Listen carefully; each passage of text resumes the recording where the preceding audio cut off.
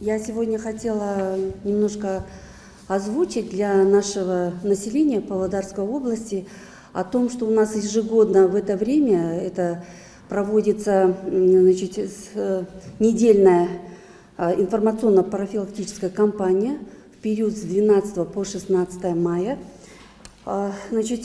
которая направлена на повышение осведомленности населения о вопросах планирования семьи, о заболеваниях, передающихся половым путем, а также об охране мужского и женского здоровья, а также важности вакцинации против вируса папилломы человека.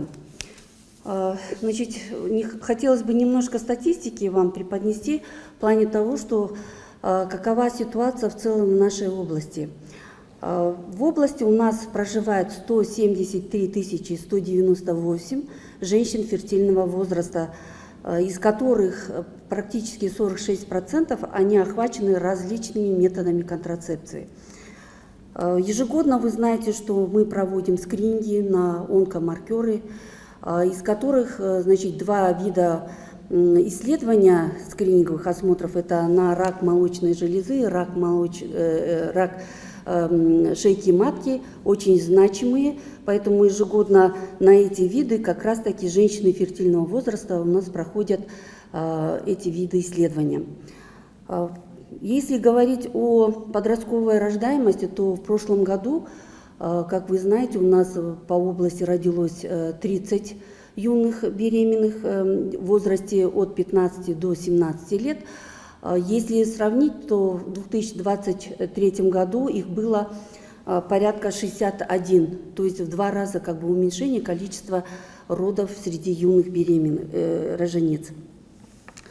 Кроме того, вы знаете, что у нас действует программа, это экстракорпоральное оплодотворение. Если смотреть, то с 2021 по 2024 год у нас по данной программе родилось 384 детей. На этот год у нас запланировано 280 квот для женщин. По этой части мы ежемесячно приглашаются женщины, которые хотят планировать беременность и роды. Поэтому в этой части мы тоже работу эту продолжаем.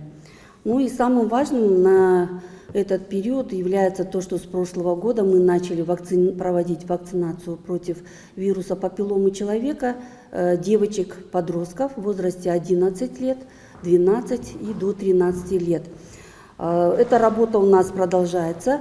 В этом году на нашу область распределено 11 тысяч доз вакцины против папилломы человека. Ну и хотелось бы акцент сделать на такие важные мероприятия, которые у нас запланированы с 12 по 16 мая. Сегодня у нас это день посвящен женскому здоровью, дни открытых дверей. Сегодня у нас в молодежных центрах города Павлодар и Экибастуз. Как вы знаете, что у нас в городе Павлодар это в 2 организациях молодежные центры находятся, в ТО «Алмаз Медикал Групп» и в 3-й поликлинике города Павлодар. И по городу Экибастуз это в 3-й поликлинике города Павлодар. Кроме того, сегодня у нас в организациях будут проводиться приемы профильных узких специалистов. Завтра, 13 мая, он будет посвящен теме это репродуктивное здоровье молодежи. В этот день все могут пройти экспресс-исследование на ВИЧ-инфекцию, консультации по вопросам инфекций, передающихся половым путем, и по ВИЧ это в молодежном центре города Павлодар будет. 14 мая у нас посвящено это планированию семьи. Будут проходить консультации репродуктологов в молодежных центрах города Павлодара. Кроме того, в женских консультациях городов и районов области то же самое будет данное мероприятие проходить. 15 мая посвящено это мужскому здоровью, то есть у нас будут выступления уролога-андролога в средствах массовой информации. Кроме того, будут дни открытых дверей в молодежных центрах и в целом по поликлиниках города Павлодар, Аксу и Экибастуз. 16 мая у нас будет это посвящено профилактике ВИЧ, не ВИЧ, а это вирусу папилломы человека, ВПЧ. Консультация будет проводиться онкогематологом в молодежном центре города Павлодара. И кроме того, будет у нас итоговый круглый стол в управлении здравоохранения, где все вот эти специальности, они будут приглашены, и будем обсуждать, какие, значит, есть у нас изменения, какие планы, проблемы есть, чтобы на будущий год себе поставить уже те мероприятия, которые очень будут важными для населения. Поэтому мы всех жителей приглашаем принять участие в данных мероприятиях, и по этим дням, кого что интересует, могут прийти, посмотреть, послушать, проконсультироваться и заодно и пообследоваться. Поэтому в этой части хотелось бы сегодня эту информацию довести до нашего населения через вас.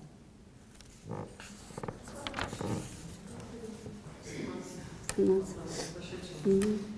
насколько эффективны эти недели, которые вы проводите с населением? Ну, знаете, в этой части... Обращающихся, или больше вы болезни выявили? На это же? Ну, больше здесь это консультативного характера, чтобы население было осведомленно, более такое, чем вот в соцсетях читать, да, те или иные информации, здесь уже будет конкретно доступная информация для населения. Даже если, допустим, 10-20 человек проконсультируются и получат ту достойную, подробную информацию, я так думаю, что это уже будет осведомление, и те, которые могут потом донести, может, среди своих подружек, друзей, в гостях где-то проинформировать других людей. И тем самым мы так подумали, что это будет более доступный формат. Ну, это вот ежегодно оно проводится. В прошлом году также проводилось, но очень много было, значит, консультаций, это в возрасте именно молодежи, подростков. То есть это лет 15-17, до 28 лет люди приходили, ну, те, которые заинтересованы в этих проблемах. Да, да, ну, да, это было, да, столько-то количество. Вот вы сказали, молодежный центр у нас Алмаз-Медикал. Алмаз-Медикал. Третья поликлиника города Павлодар и третья поликлиника города Экибастуз. Нет, это, видите, расчеты идут на численность населения. Поэтому на численность именно молодежи по нашей области всего предусмотрены 3 центра. Можете сказать, вот, в 2 раза вы сейчас озвучили информацию, уменьшилось количество юных мам, да? С начала этого года сколько родило девочек несовершеннолетних? Ну, эту информацию давайте мы дополнительно вам предоставим. А вообще, вот в части этого, конечно, хотелось бы, чтобы девочки этого возраста, подростки, да, ну и родители, мамы, в большинстве случаев, чтобы общались со своими девочками. Потому что впереди вот каникулярный период ожидается, да. Для кого-то это может быть как бы облегчение в плане того, что каникулярный период, что ребенок будет дома. Но, понимаете, мы насторожены в этой части и как-то, ну, более боимся, так скажем, потому что летний период, девочки, подростки тоже более активные, да, и поэтому хотелось бы, чтобы они все-таки в этой части были консультированы нашими специалистами, а во-вторых, те же мамы сами беседовали со своими девочками. Вот. Нежелательно, конечно, в этом возрасте, хотя по той статистике, то, что у нас родили уже девочки в возрасте 15-17 лет, конечно, угрозы для жизни девочек юных, да, и для ребенка не было, но это не говорит о том, что все это норма жизни, можно рожать и можно беременеть. То есть это рисковые моменты, поэтому в целях этого как-то все-таки настороженность должна быть и больше консультирования. Ну, не столько родители, я так думаю, что все-таки профилактическая работа, которая проводится нашими специалистами непосредственно в школах, это те же наши гинекологи, те же врачи общей практики, они проводят беседы с ними, и поэтому, может быть, с этих позиций как-то есть, наверное, все-таки положительная динамика. Можете про ЭКО поподробнее рассказать? Про что? Про ЭКО. ЭКО. Ну, экстракорпоральное оплодотворение, те женщины, которые не могут самостоятельно сами вступить в беременность, со статистикой, но в прошлом году у нас также тоже количество 280 квот было выделено. Вот, и в прошлом году у нас 74 женщин как бы, ну, с положительным результатом были. Поэтому какая-то часть они родили у нас, какая-то часть в этом году будет уже вступать в роды. В прошлом году у нас 34 родили, да. В этом году сколько ожидаете? Ну, 74 минус 34. да, ну где-то Двойни, тройни были в прошлом году? двойни-тройни не было. По эко По эко нет. А в нет. этом году не ожидаете? Тоже пока нет. Количество квот нам увеличили? Нет, количество квот не увеличили, они в таком же объеме. Мы, в принципе, эти количество квот осваиваем. Вот, есть у нас список, по списку есть движение этих женщин. То есть они приходят, предварительно здесь выписки, все документы, все виды обследований. Со всеми документациями они едут в тот центр, в который они хотят. Растет ли число заявлений, что женщины больше изъявляют желание, обращающихся больше становится? Ну, практически то же самое количество, да, оно не меняется. Есть просто те женщины, которые, ну, как бы умалчивают, не говорят где-то это, но в этой части сейчас у нас есть репродуктолог свой, который выезжает в районы, потому что акцент идет на районы, на сельские зоны, поэтому она выезжает и проводит как бы консультативные приемы, заодно и общение с женщинами. Сколько процентов примерно вы сельских женщин ориентируете вот из этих квот? Ну, из этих квот мы где-то порядка процентов 60 охвачиваем как бы сельских, да, и городские идут далее. Такое количество. Осы аптаға байланысты қандай тегін қызметтер көрсетіледі именно атап өтсеңіз консультация Негізі бізде қазір неден орталықтан, Астанадан роликтар жіберілген. СМИ-ға арқылы соны ары қарай көрсетуге барлық недерге. Және де емханаларда өздерінің телевизордары бар, сол арқылы әйелдерге көрсетуге сонда роликтар бар. Және де негізі тақырып бойынша өзінің несі бар, хабардары бар, соны бәр жерге беруге тырысамыз. Осы айтып. атап өте алмайсыз қандай? Жаңа мен атап өттім ғой, отбасы жоспарлау, ерлер денсаулығы туралы, және адам папиллома вирусы қарсы вакцина қалай алудың, сондай недер, жас өспірімдерге арасындағы босану туралы, сондай тематикалар, консультациялар. Бұл қазіргі таңда бізде осы бір жұманың ішінде консультативтік хабарлар ғана болады. Ал қай жастағы әйелдер арасында осы гинекологиялық аурулар жиі кездеседі?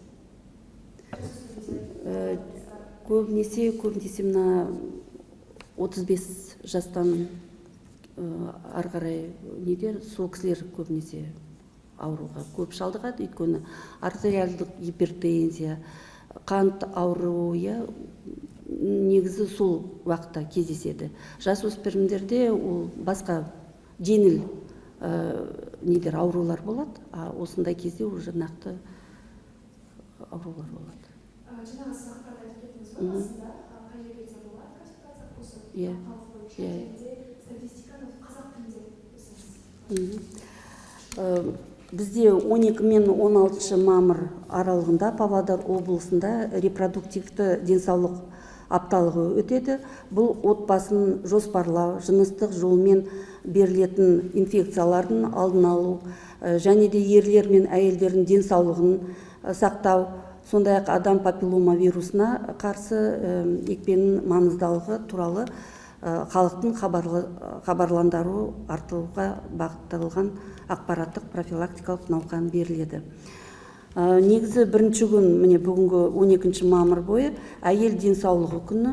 Бұл күні жастар денсаулық орталықтарында ашық есік күндері өтеді. Және де барлық бейімделгі мамандардың қабылдауы болады. Ертең 13 мамыр күні жастардың репродуктивті денсаулығы туралы болады. Бұл күні Павлодар облысының бүкіл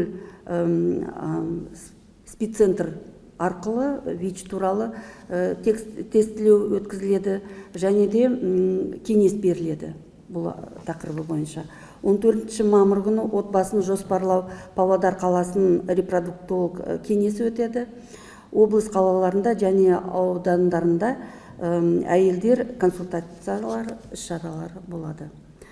15 мамырда ерлер денсаулығы, бұл күні уролог-андролог сөз сөйлейді, және де бүкіл аудандарда және қаладарда бұл күні ашық күн болады ер адамдарға. 16 мамыр күні адам папиллома вирусы алдын алу туралы бұл күні бүкіл Павлодар облысында дөңгелек үстел өтеді, және де онколог-гинеколог кеңесін береді. Статистиканы егерде қарасақ, бізде облыста 173.198 фертильді жастағы әйелдер тұрады. Олардың ішінде 46% әртүрлі контрацептивтар қолданатын статистикалар бар. Енді мына скрининг туралы айтсақ, бұл фертиль жастағы әйелдер жыл сайын бізде скрининг өтеді. Бұл деген сүт безі мен жатыр мойны обырын ерте анықтауға арналған скринингтар болады. Енді жас өспірімдер алсақ, 15-17 жас аралығында бізде былтыр 30 босанды қыздар, ал 23 жылы бұл 61 болды, екесе төмен. Экоға келгенде, экстракорпоралдық ұрықтандыру арқылы 384 бала бізде туды, осы дүниеге келді 2021-2024 жыл аралығында. Биылғы жылда бізде 280 квота бөлінді, соны біз енді ары-қарай жұмыспен атқарамыз. Енді адам папиллома вирусына вакцинаға келсек, биылғы жылы бізде 11.000 доза вакцина берілді.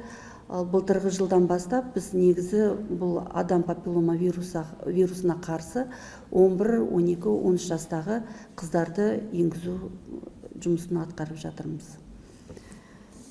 Енді айтатынымыз бүкіл халыққа осы 12 мен 16 мамыр күндері аралығында барлық жастар